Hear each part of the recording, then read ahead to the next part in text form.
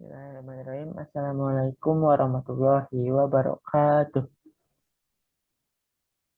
Kami dari kelompok 3 ingin presentasikan hasil kerja kelompok kami, yaitu tentang algoritma RSA.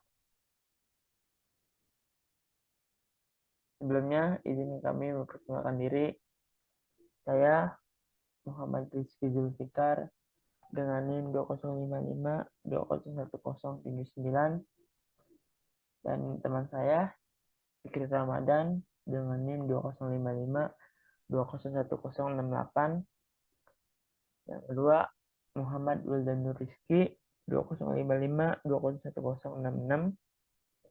Dan yang terakhir, Doni Yuli Handoko 2055-201073. Baiklah, kita lanjut ke materinya.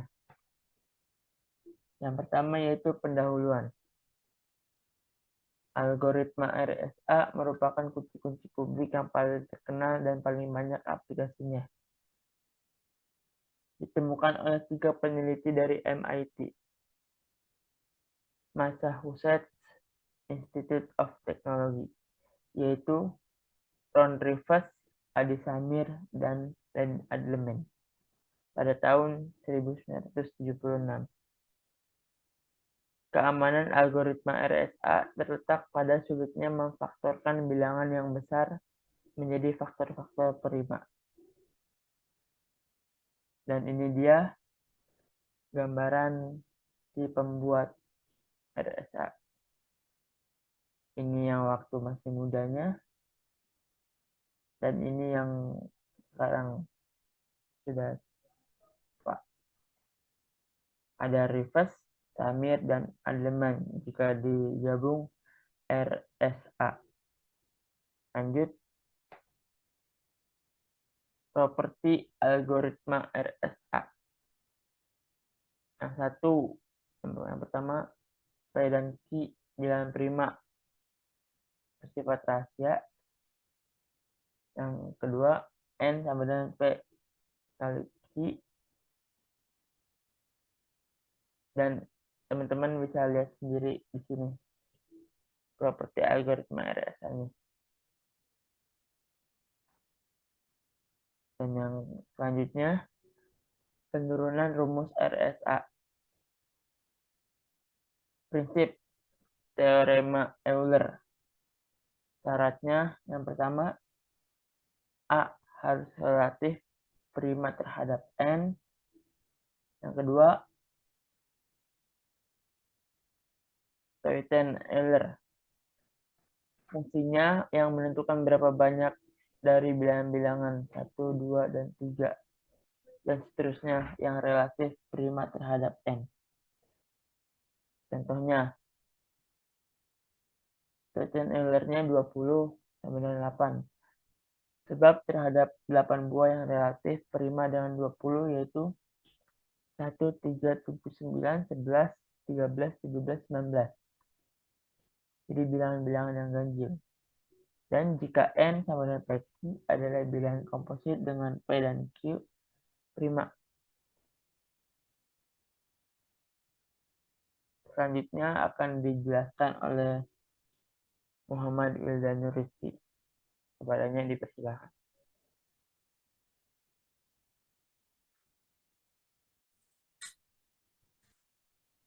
Saya Muhammad Wildanur Rizky akan melanjutkan presentasi dari Muhammad Rizky Zulfikar. A tausen dalam kurung N, kongren 1 dalam kurung mod N, selanjutnya dipangkatkan kedua ruas dengan K. A pangkat K tausen dalam kurung N, kongren 1 pangkat K dalam kurung mod N. Selanjutnya A pangkat K tausen dalam kurung N, kongren 1 dalam kurung mod N. Selanjutnya diganti A dengan M. M pangkat K tausen dalam kurung N, kongren 1 dalam kurung mod N. Selanjutnya kalikan kedua ruas dengan M, yaitu M pangkat K tausen dalam kurung N plus 1, kongren M dalam kurung mod N. Misalkan E dan D dipilih sedemikian sehingga E dan D kongren 1 dalam kurung mod tausen dalam kurung N, atau E dan D kongren K tausen dalam kurung N plus 1, maka M pangkat K tausen dalam kurung N plus 1 kongruent M dalam kurung mod N. M pangkat E dan D kongruent M dalam kurung mod N dalam kurung ME, M pangkat E dan D kongruent M dalam kurung mod N. Enkripsinya yaitu E dalam kurung M sama dengan C kongruent M pangkat E mod N. Deskripsinya D dalam kurung C sama dengan M kongruent C pangkat D mod N. Selanjutnya ada pembangkitan sepasang kunci. Yang pertama pilih dua bilangan prima P dan Q atau rahasia. Yang kedua hitung N sama dengan P kali Q. Yang ketiga hitung Tauschen dalam kurung N sama dengan P dikurang 1 dikali Q dikurang 1. Keempat, yaitu pilih bilangan bulat E untuk kunci publik, sebut E relatif prima terhadap Tauschen dalam kurung N. Yang kelima, yaitu hitung kunci deskripsi D dengan persamaan. ED kongruen 1 dalam kurung mod Tauschen dalam kurung N, atau D kongruen E pangkat min 1 mod dalam kurung Tauschen N. Hasil dari algoritma di atas, kunci publik adalah pasangan E dan N, dan kunci privat adalah pasangan D dan N. Selanjutnya ada enkripsinya. Yang pertama, ambil kunci publik penerima pesan E dan modulus. Yang kedua, nyatakan plaintext M menjadi blok-blok M1, M2, dan seterusnya. Demikian sehingga setiap blok merepresentasikan nilai di dalam selang 0, N dikurang 1.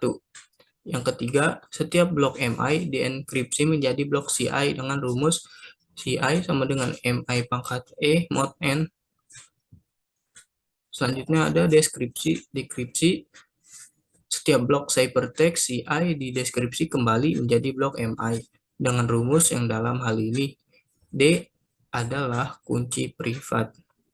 Contohnya MI sama dengan CI pangkat D mod N. Terima kasih. Selanjutnya akan dibacakan oleh Fikri Ramadan.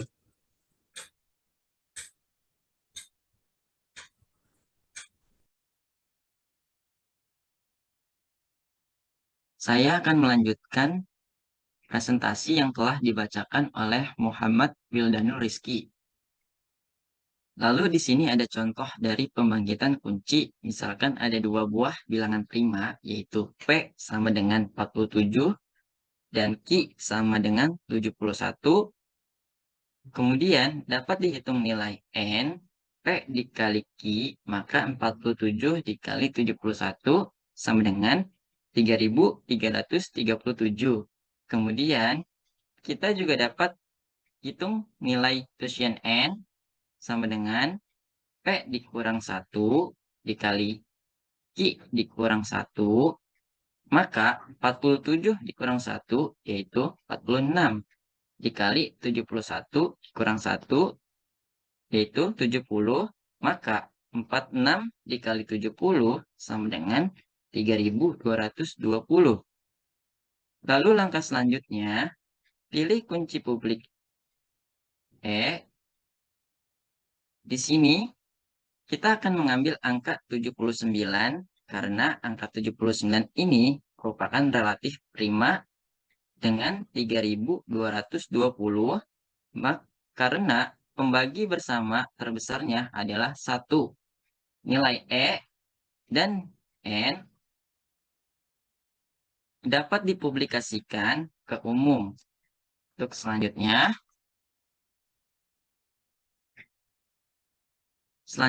akan dihitung kunci privat D dengan kekongruenan E dikali D sama dengan 1 modulus Tauschen N.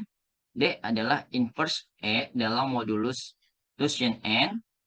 D dapat dihitung dengan algoritma Euclidean atau dengan perhitungan coba-coba sebagai berikut.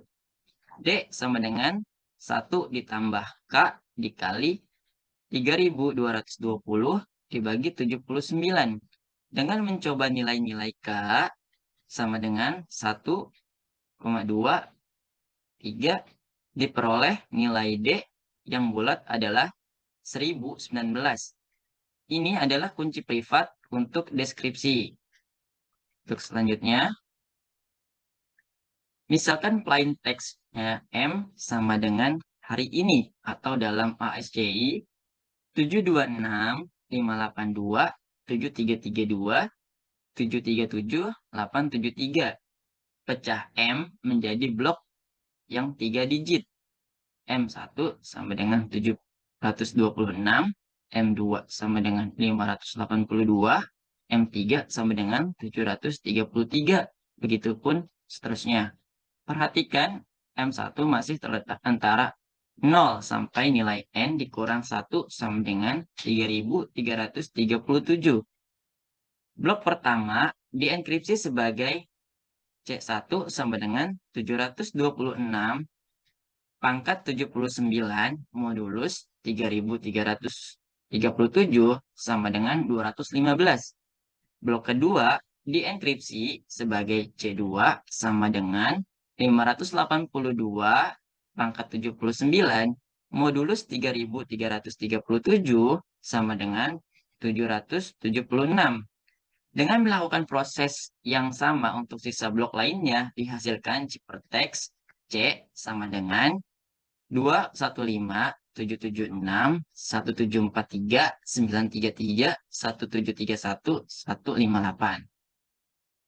Untuk selanjutnya, proses deskripsi dilakukan dengan menggunakan kunci rahasia D sama dengan 1019. Blok C1 dideskripsikan sebagai M1 sama dengan 215 pangkat 1019 modulus 3337 sama dengan 726. Blok C2 dideskripsikan sebagai M2 sama dengan 776 pangkat 1019 modulus 3337 sama dengan 582. Blok plain text yang lain dikembalikan dengan cara yang serupa. Akhirnya kita memperoleh kembali plain text-nya semula.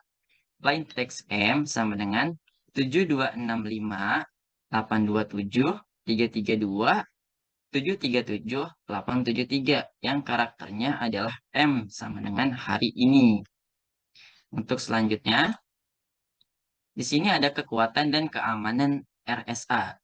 Kekuatan algoritma RSA terletak pada tingkat kesulitan dalam memfaktorkan bilangan menjadi faktor-faktor prima. Yang dalam hal ini, nilai N sama dengan A dikali B. Sekali nilai N berhasil difaktorkan menjadi A dan B, maka quotient N sama dengan A dikurang 1 dikali B dikurang 1 dapat dihitung. Selanjutnya, karena kunci enkripsi E diumumkan tidak rahasia, maka kunci dekripsi D dapat dihitung dari persamaan ED sama dengan 1 modulus nilai N. Selanjutnya akan dibacakan oleh Doni Yuli Handoko. Saya, Doni Yuli Handoko, akan melanjutkan presentasi dari Fikri Ramadan. Penemu algoritma RSA menyarankan nilai A dan B panjangnya lebih dari 100 digit. Dengan demikian, hasil kali N sama dengan A kali B akan berukuran lebih dari 200 digit. Usaha untuk mencari faktor bilangan 200 digit membutuhkan waktu komputasi selama 4 miliar tahun. Dengan asumsi bahwa algoritma pemfaktoran yang digunakan adalah algoritma yang tercepat saat ini dan komputer yang dipakai memiliki kecepatan 1 milidetik. Secara umum, dapat disimpulkan bahwa RSA hanya aman jika N cukup besar. Jika panjang N hanya 256 bit atau kurang, ia dapat difaktorkan dalam beberapa jam saja dengan sebuah komputer PC dan program yang tersedia secara bebas. Jika panjang N 512 bit atau kurang, ia dapat difaktorkan dengan beberapa ratus komputer. Tahun 1977, 3 orang penemu RSA membuat sayembara memecahkan ciphertext dengan menggunakan RSA di majalah Scientific America. Hadiahnya $100. Tahun 1994, kelompok yang bekerja dengan kolaborasi internet berhasil memecahkan ciphertext hanya dalam waktu 8 bulan. Dan kita masuk kelemahan RSA. 1. RSA lebih lambat daripada algoritma kriptografi kunci simetris seperti dash dan AES. 2. Dalam praktek, RSA tidak digunakan untuk mengenkripsi pesan, tetapi mengenkripsi kunci simetri dalam kurung kunci sesi dengan kunci publik penerima pesan. 3. Pesan dienkripsi dengan algoritma simetri seperti dash atau AES. 4. Pesan dan kunci rahasia dikirim bersamaan. 5. Penerima mendeskripsi kunci simetri dengan kunci privatnya, lalu mendeskripsi pesan dengan kunci simetri tersebut. Sekian presentasi dari kelompok kami. Kurang lebihnya mohon maaf. Wassalamualaikum warahmatullahi wabarakatuh.